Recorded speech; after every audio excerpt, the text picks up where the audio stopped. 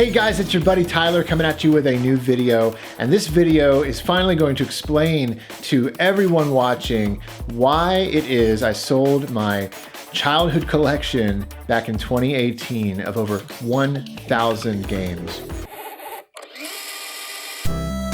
I sold my collection back in 2018, and some of you might be thinking like, oh my gosh, like how do you do that? How do you sell a collection of over 1,000 video games that you collected throughout your childhood video game collection that you held on to all those years, decades, and one that has such special meaning too, the fact that I collected all these games with my dad, and that we shared in this love of video games and retro game collecting. Some people can't understand how I could even do something like that. And there are many, many things that led to my decision to sell my collection, and I'm going to touch on some of those right now. So Dad and I, as you know, as you've seen in all the footage and all the clips, we loved video games. We loved video games, and early on, it became very evident that we didn't just love playing video games, we loved collecting video games. I think there was a little bit of that kind of hoarder mentality or collector mentality within us at an early age. I mean, I have a video clip that I've shown before of Dad looking over my collection with me when I was 4 years old, my NES games collection. And then later, we did the Genesis Power Team tape where we're showing off our collection of Sega Genesis games. And so on and so forth through the years, we highlighted all these incredible moments in our video game collecting. Well, I got Tyler Castle Wolfenstein, the game that started it all on the Atari computer. It is sealed in the box from 1980s, I think 83. In 2007, we lost Dad to cancer, and it was a very, very painful loss, as you can imagine. My dad was my best friend, and it was the most excruciating loss and pain of my life up until that point. And after we lost Dad, it was really hard to go back and play games, and really hard to even look at that collection. For the longest time, my entire video game collection that I had collected with Dad over the years was just stored away in my closet.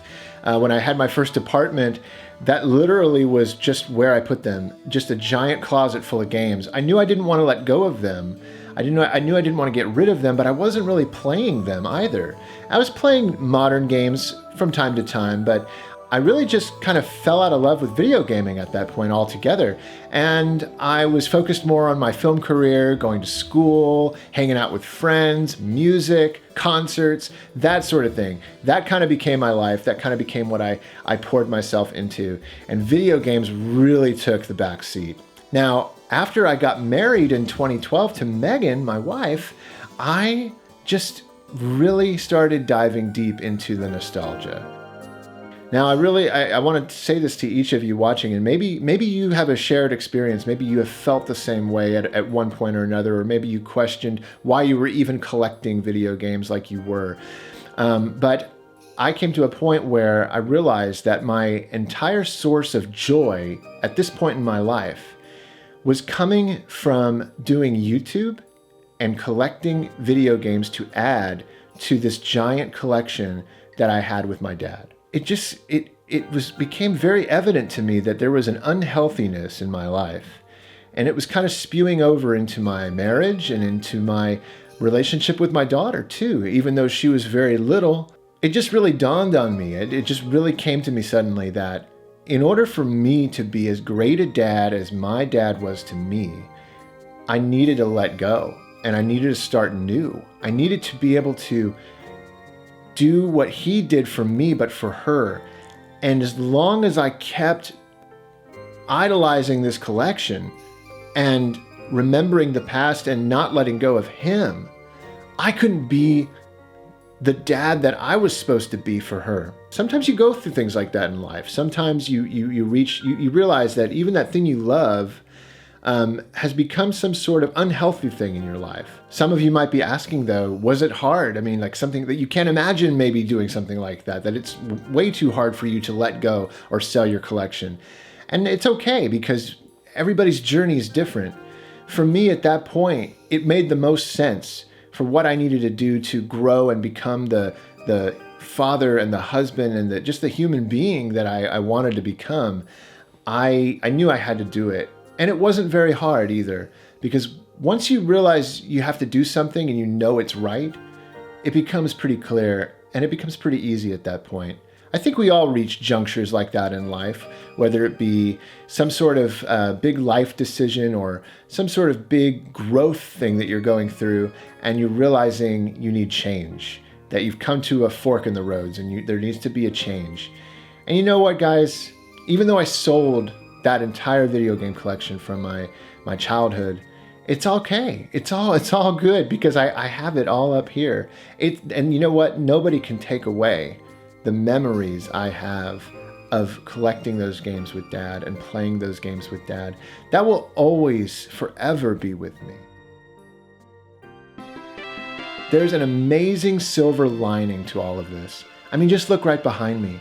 I've got a new video game collection that I'm starting with my daughter. And though it may be small, we got some Switch games, we got 3DS games, we got the Evercade games down there. You know, we're growing them together, and I'm forming new memories with her, just like Dad formed with me back in the 90s when we were collecting Sega and Nintendo. I really believe that you got to live in the now. Even while you're looking back fondly at the past and remembering those old days with a huge smile on your face, you can't live there. You can't stay there. The past is in the past. It's never really coming back. And many of you might have realized, as you've collected and you've replayed those games and tried to, jump back into that nostalgia, you can't really get the same. It's never the same. Family members and friends that you loved back in those days, some of them have passed away.